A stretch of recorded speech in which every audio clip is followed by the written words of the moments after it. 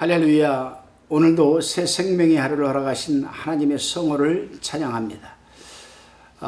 오늘은 에레미야서 8장 1절로 22절의 말씀을 가지고 죄와 심판이라는 주제로 말씀을 드립니다. 또다시 말씀을 드리겠지만은 여러분 이 말씀을 오늘 시청하시기 전에 에레미야서 8장을 한번 1절로 22절까지 한번 읽어보신 다음에 시청을 하시기를 바랍니다. 유다가 멸망을 당하게 된 원인은 전적으로 하나님과 맺은 언약에 불충실한 것으로 하나님을 경외하지 않고 공평과 공의를 상실했기 때문이라고 할 수 있습니다. 특권을 누리고 있는 자들은 그 책임을 다해야만 합니다.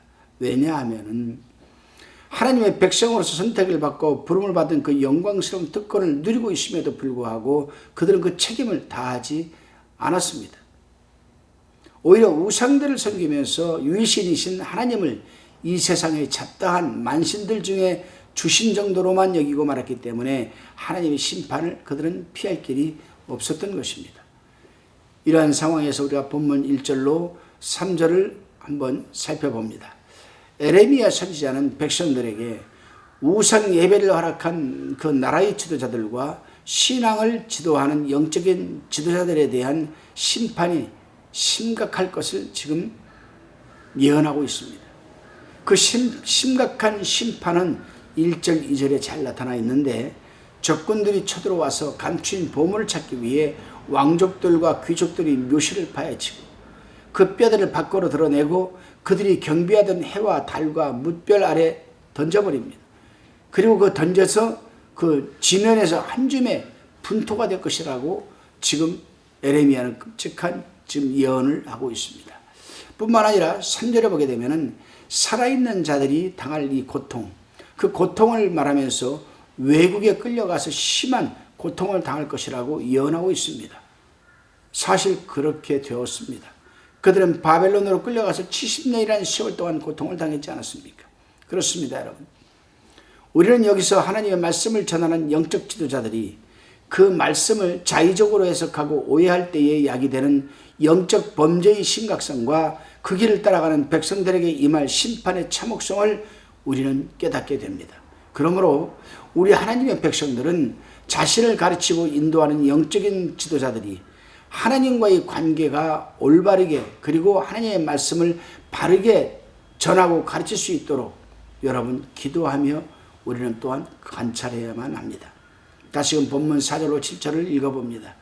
너는 또 그들에게 말하기를 여호와의 말씀에 사람이 엎드러지면 어찌 일어나지 아니하겠으며 사람이 떠나갔으면 어찌 돌아오지 아니하겠느냐. 5절 이 예루살렘 백성이 항상 나를 떠나 물러가면 어찌미뇨 그들이 거짓을 고집하고 돌아오기를 거절하도다. 6절 내가 귀를 기울여 들은즉 그들이 정직을 말하지 아니하며 그 악을 뉘우쳐서 나의 행한 것이 무엇인고 말하는 자도 없고 전장을 향하여 달리는 말같이 각각 그 길로 행하도다. 7절 공중의 학은 그 정한 시기를 앞두고 반구와 제비와 두루미는 그 올 때를 지키거늘 내 백성은 여호와의 규례를 알지 못하도다 하셨다 하라. 아멘. 지혜 있는 사람이라면 엎드러졌으면 일어나야 하는 것 아니겠습니까? 떠나갔으면 돌아와야 하는데 예루살렘 백성들은 마음이 완고하여서 하나님께 돌아오지 않으니 지혜가 없는 자들이었습니다. 그래서 에레미야 선지자는 그들을 향해서 마치 전장의 군마처럼 각자의 길로 달려가지만 공중의 후조, 즉 학, 제비, 두루미 등 오히려 그들보다 나아서 저들이 이주의 본능으로 기후를 따라서 이주하는데 당시의 백성들은 하나님의 규례를 깨닫지를 못한다라고 6절, 7절에서 지금 책망하고 있는 것입니다. 그렇습니다, 여러분.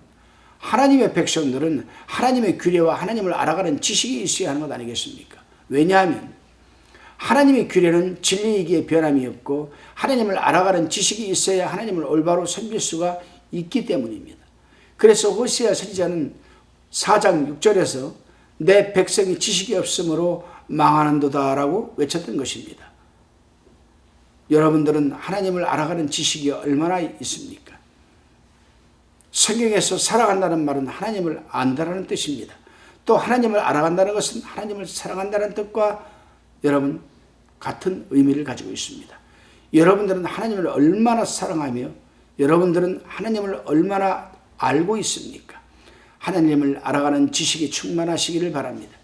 다시금 본문 8절로 12절까지를 우리가 살펴봅니다.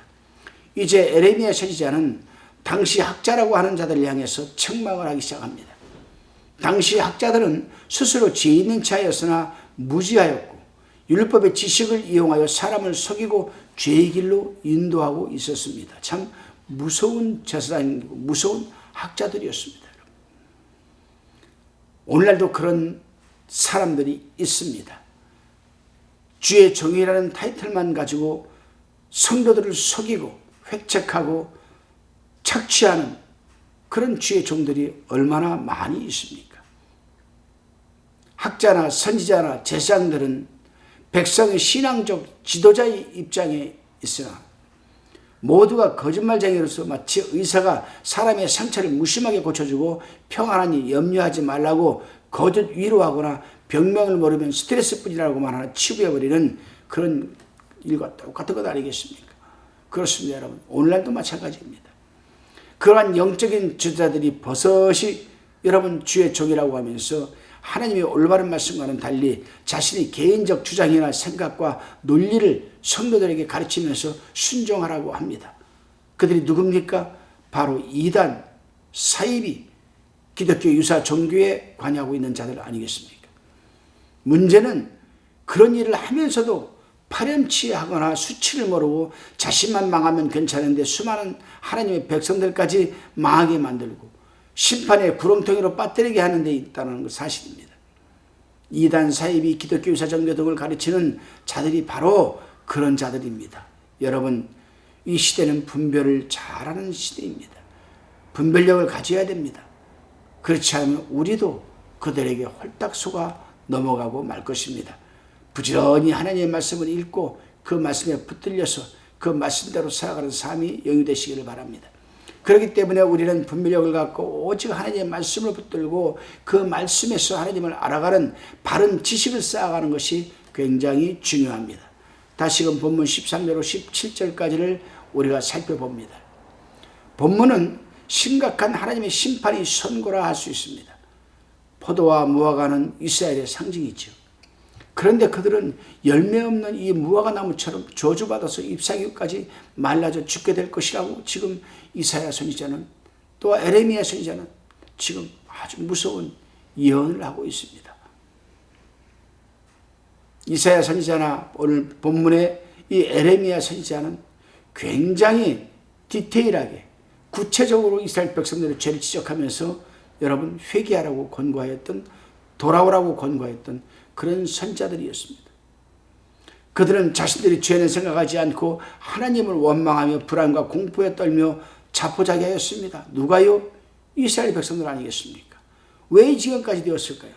그렇습니다, 여러분. 먼저는 이스라엘의 정치적인 지도자 책임이요, 다음으로는 이스라엘 백성들이 완고한 고집과 하나님을 알아가는 데 게을리했던 부분입니다.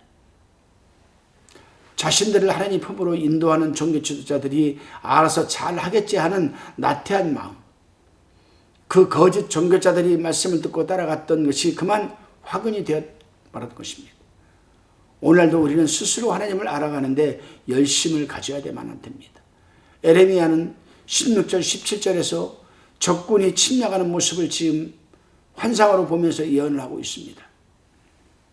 그들이 적군의 위세를 준마의 우는 소리로 적의 잔인성을 독사로 지금 비교하고 있습니다. 17절 한번 읽어보시기 바랍니다. 그렇습니다, 여러분. 환난을 당하는 성도들은 자기 죄악이 그 환난처럼 그렇게 심도가했다는 것을 깨닫고 회개해야만 합니다. 또 그렇게 하려는 것이 하나님께서 환난을 보내시는 목적이기도 합니다. 다시금 본문 18절로 22절까지를 살펴봅니다.